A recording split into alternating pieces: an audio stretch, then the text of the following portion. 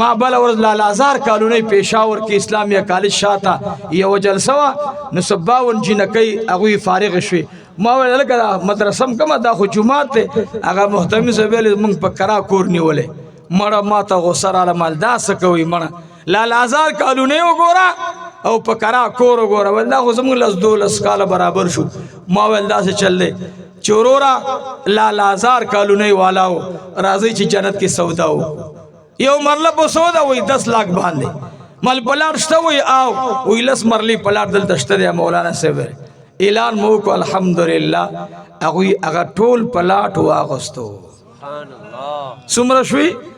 پلس لکه چې مرله شي نو لس مرلي 100 روپۍ شي 1 کروڑ ها په یو جلسه کې الله برابر چې کله بخښو تر اورسه د موبایل را پسې مولانا صاحب کو ولجی الله دې خوشاله کا هغه کروڑ خو الته برابر شو اوس مرګري د خوختو د شګو زمواري نه واغسته سبحان الله نه ته تم چې مفتی صاحب مبارک به راغواړي دا خو دنیا راځي زه خو سمولا اوس کمزور سړی ما